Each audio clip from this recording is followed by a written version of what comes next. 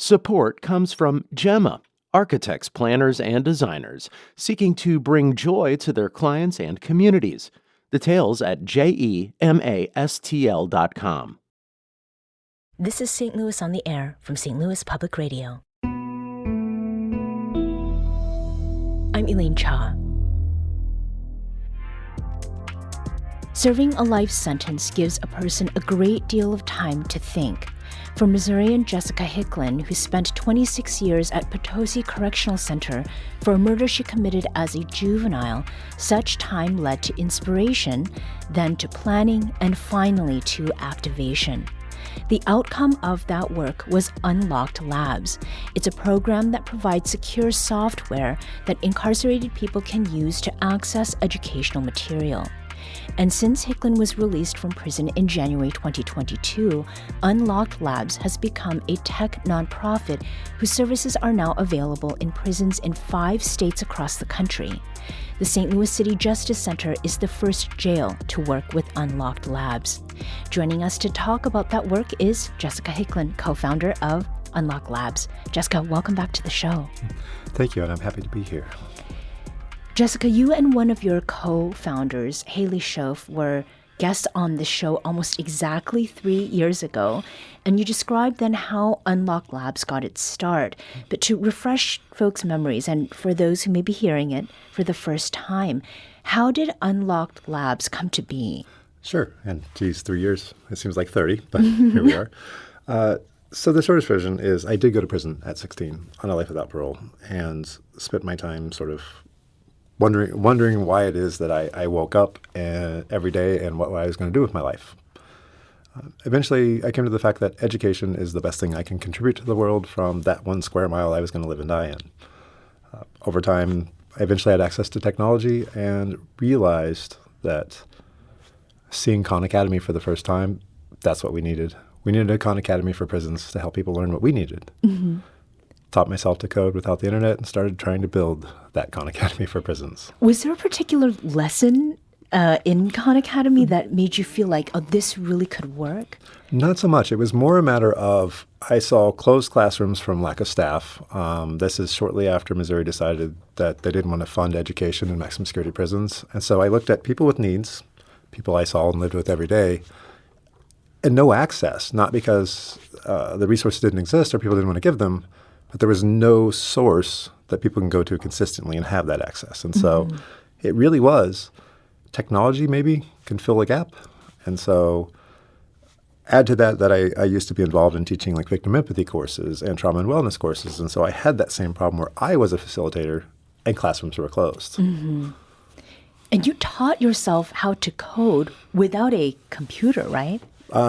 I did have computer access. My other co-founder used to get the notes from me to try to figure out how to code on written paper. Yeah, so I just didn't have access to the internet or any of the usual resources that coders would have, like Stack Overflow. Mm-hmm.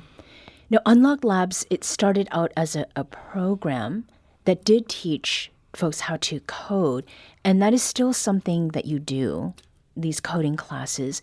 But it's turned into a lot more than that. And as we noted, Unlocked Labs is a tech nonprofit. What are the different services that you offer to prisons? Sure. The fact that you pointed out is important. You know, we teach people to code still in the state of Missouri because it's important that the technology we design is informed by lived experience.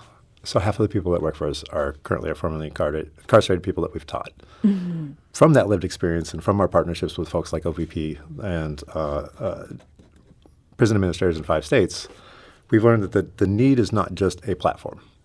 The need is strategic partnership, planning for how technology will in fact increase access to services, not just increase debt for a state or a city. So we do strategic consulting. We offer networking, so we'll build networks, secure solutions. We do hardware, laptops, and things like that. We do the platform. We help with content partnership. And then we help connect all that to data so that the data can inform, are we actually saving money? Are we actually making our people safer? Mm-hmm. And so we do a full partnership is what we offer. And those partnerships, what what makes them strategic, and what is the range of partnerships you have? Sure. As you mentioned, we have partnerships in 5 states. So Missouri, New York, Maine, Alaska, and New Hampshire currently. Those partnerships extend to the governmental side of it, prison administrators, but also to the partners. 8 university systems, several therapeutic providers. And so they range everywhere from a full implementation like we did in Alaska recently, which is the entire technology stack. And now we're helping them bring University of Fairbanks in Alaska into the prisons, all the way down to simple consulting. Like we just completed a consulting project for the state of New Hampshire, who has technology and has some education, but they really need to plan ahead to make it sustainable and provide the proof points that they need. So it really is individualized based on what either the provider or the Department of Corrections needs. STLPR's Olivia Maisel visited the City Justice Center last month, and while she was there, she met Tiara Woods. Woods was using her computer to research positive discipline to care for her 4 teenage children.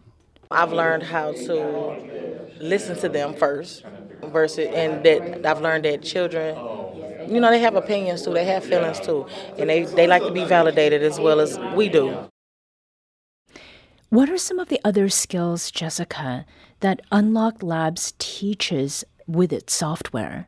Sure. And a small clarifying note there. We look at ourselves as content enablers or building a pathway for all the people who have services that they want to provide. And so I would say we enable skills, fundamental skills like emotional regulation, cognitive behavior therapy. It's so important that folks who are involved in it and what can be a traumatic system have that ability to not only survive but to actually thrive.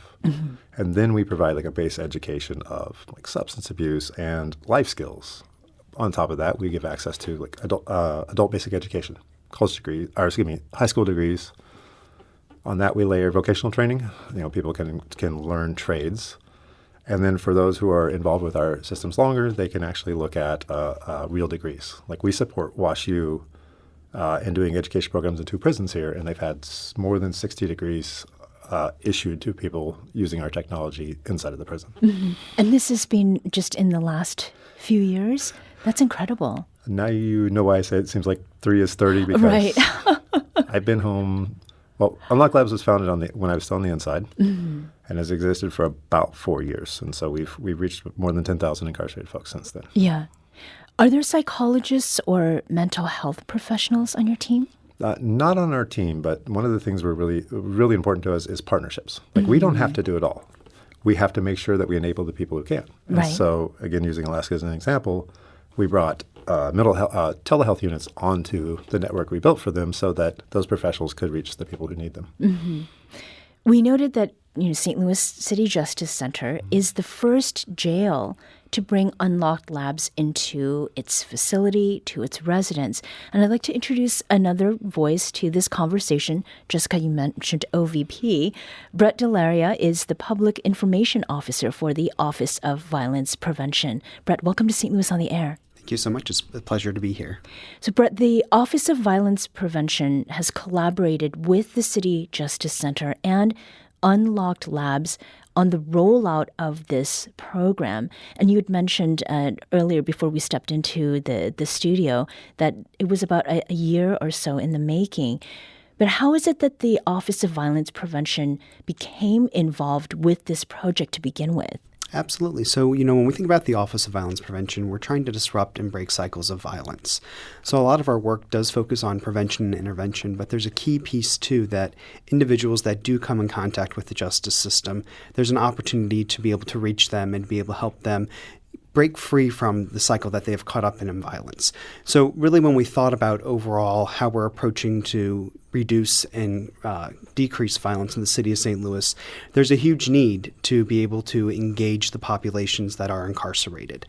So it made sense to reach out to the City Justice Center, knowing that we already have reentry services that we offer that are working on home plans, working with individuals to plan what they're going to do once they get out, and to really think about how can we approach this from a really strategic standpoint and education-based and data-focused too. And I think that's what Unlocked Labs really has brought to us is a plethora of data of the effectiveness of what they did. we're looking for new opportunities to create new opportunities for those residents in the Justice Center. So when we approached the CJC, they were very supportive and interested in partnering as this is a larger approach to break violence cycles. Mm-hmm. The term enable is something that you were stressing. What about that term also speaks to what the Office of Violence Prevention is doing and its relationship with Unlocked Labs? Absolutely. So, we talk about that desire to enable individuals, to empower them. And so the work that we do really is people-focused. We're looking to engage individuals, both who have been affected by violence, but also may perpetuate violence as well.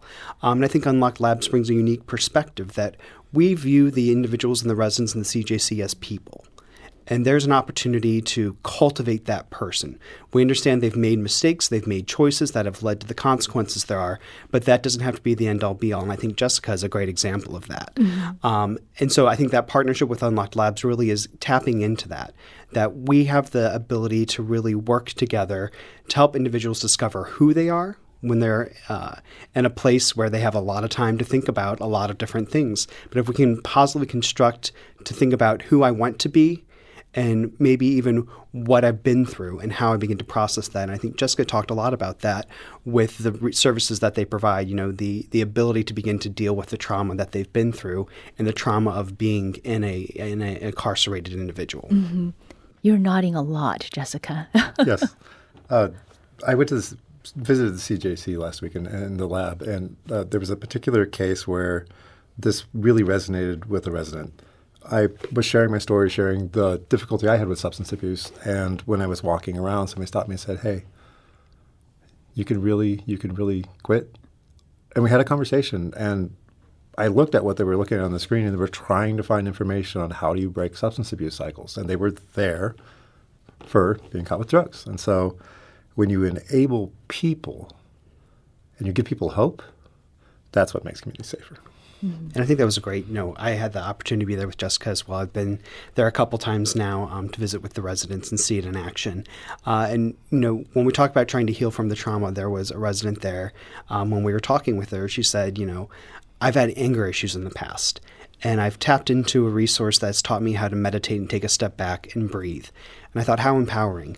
You're in a situation where you're going to have to do a lot of emotional regulation. Now you're learning the tools to do that. But not only are you going to be able to use that while you're incarcerated, you have the ability to go out, and when something happens in the community and maybe upsets you, you have the ability to take that step back. You've learned and gained that tool while you were in a situation that maybe wasn't the most conducive to learning, but you've now have had access and are making a change in how you approach situations. Mm-hmm. We need to take a quick break here, but we'll be back shortly to continue this conversation about Unlocked Labs, a program that provides incarcerated people, including residents at the St. Louis City Justice Center, with access to educational material. This is St. Louis on the Air on St. Louis Public Radio.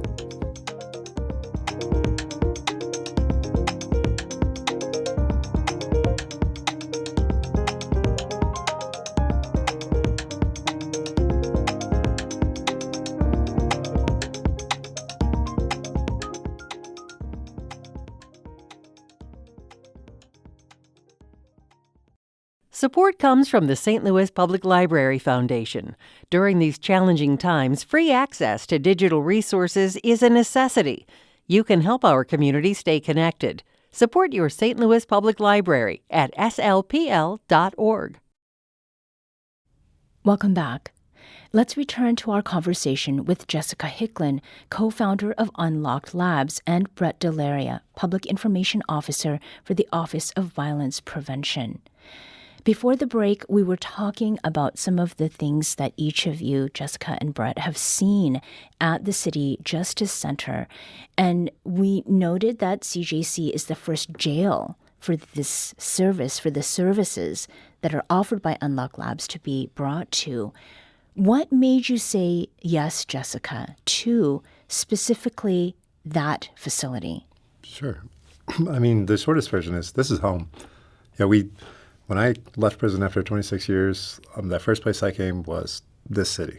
And this city accepted me. This city gave me a place to live. They really, truly supported me. And so as we grew out over the 5 states over the last 3.5 years, it was always a conversation of how do we help our city? There's a reputation we used to have of one of the most dangerous cities in the nation. It doesn't have to be that way. There's people here who care. That's the first part. Mm-hmm. The second part is St. Louis is a city where you can start and grow something. Going to somewhere like New York or San Francisco or many of the places that people think of as tech entrepreneurial places make it impossible to do what we did. We took an office over at Nebula. We brought 4 people in. We said, how are we going to change this country? St. Louis, that's the spirit of St. Louis. Mm-hmm. As we're talking about what people have experienced, there is what people are learning and what they're going through very actively. City Justice Center residents and staff both speak highly of the Unlocked Labs program. And detainee Amelia Dela Cruz, she talked about its providing welcome relief. And I believe that's the person you described, Brett, yes. Learning to meditate.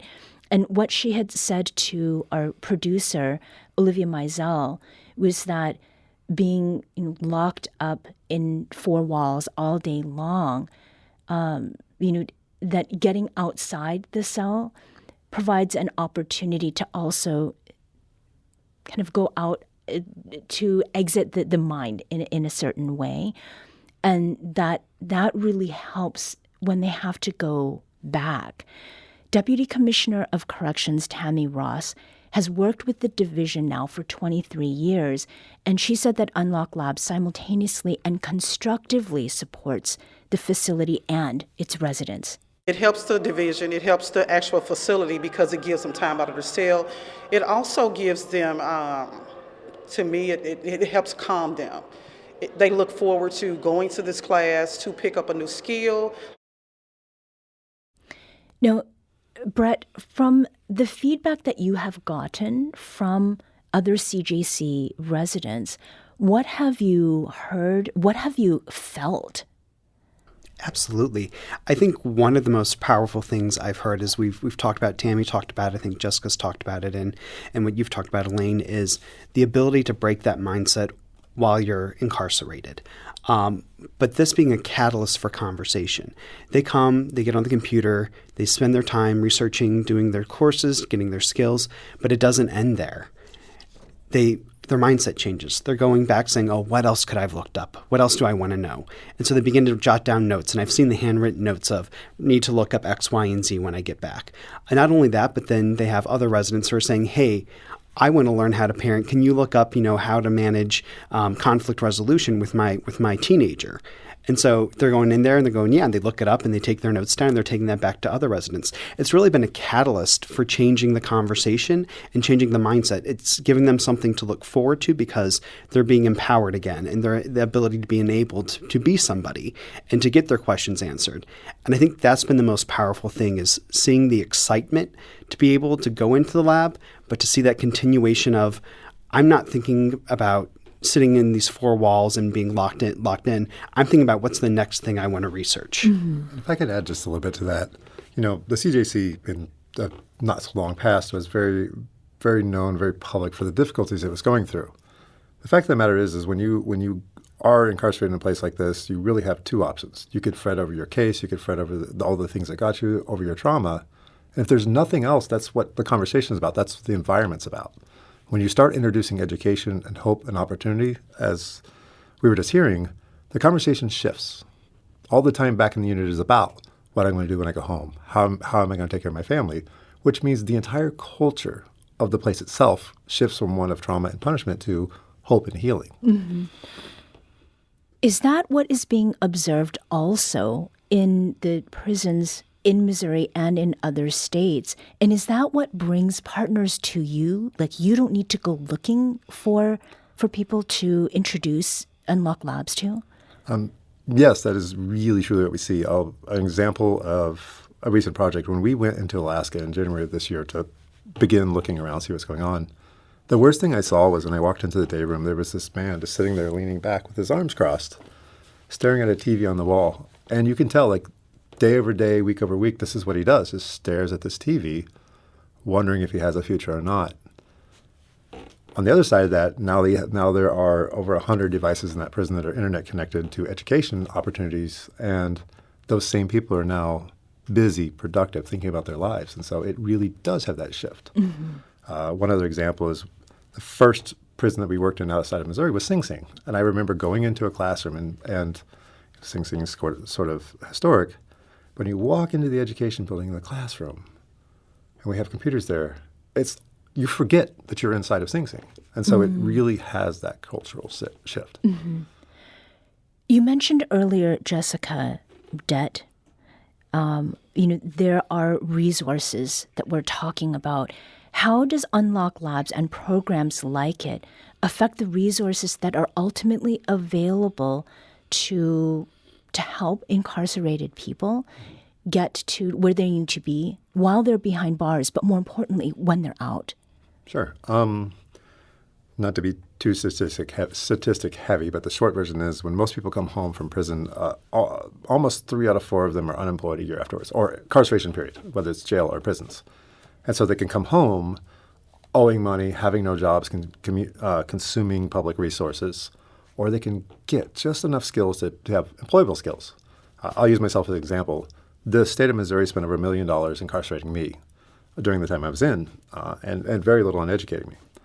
But because I had this opportunity, because I had education, when I walked out the door, I was immediately a taxpayer. I was immediately part of the workforce. That first year, a lot of people laughed at me. That first year when I paid taxes, I was excited. I told people, I paid taxes. I paid $10,000 in taxes. I am contributing. And so that really is the case where you can continue to set people up for failure, or you can set them up to be part of our society. Brett, why was it important to bring this to St. Louis, in your view? So I think it's really important. We knew the positive reputation of Unlocked Labs and the impact they were having. And it made sense that if we're going to create opportunity and we're going to invest in the city, invest in violence prevention, we have to invest in the individuals that have been affected by violence, even those maybe who have perpetrated violence as well. This is not only an investment in the individuals who are incarcerated, the residents of the CJC, it's an investment in the city because we're breaking that cycle. If I can empower somebody, as Jessica said, to come out with a skill set that they can better themselves, get employment, be able to turn away from substance abuse, we're interrupting that individual becoming recidivizing and becoming back part of the problem, but being part of the solution now. So I think it's important if we're really going to take a holistic approach to violence prevention in the city, we have to engage in positive resources to help rehabilitate and really re-educate individuals to give them that opportunity to make change in their life. And in our last minute or so, Jessica, what is it that excites you most about where Unlocked Labs is now? What is it looking to unlock next? I appreciate the question. The most exciting part about where we are now is that we really are at that phase of all the stakeholders at the table. It's not just Unlocked Labs trying to tell people that there should be a different way of approaching. We have everything from the justice system, the correctional officials, to even a view from the victim's side, like the only way that justice systems work is if everybody is at the same table. And we're really feeling that that's where we are now. And how big is the table at this point? There are 27 people that work for me now. Wow. We are 27 and growing. We are inbound people, states requesting. We are on a growth cycle. And more importantly than our growth is we're in conversations about how do we do this better. Any clues as to what that first make it better would be? Shortest version, we believe that if we take a specific number of areas and work deeply with them to do this well, to build that digital infrastructure well, that will build the model that will become the model for corrections and justice everywhere.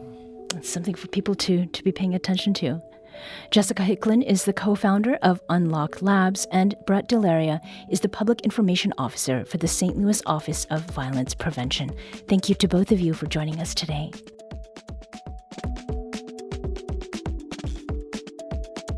This episode was produced by Olivia Mizell. Audio engineering and sound design by Aaron Dorr. Our executive producer is Alex Hoyer. St. Louis on the Air is a production of St. Louis Public Radio. Understanding starts here. Do you find yourself regularly listening to episodes of St. Louis on the Air? Suggest us to a friend you think might enjoy our conversations, and leave us a review and rating on Apple Podcasts on the App Store. It's the simplest way to help people discover our show. Thank you. St. Louis Public Radio is a member-supported service of the University of Missouri St. Louis.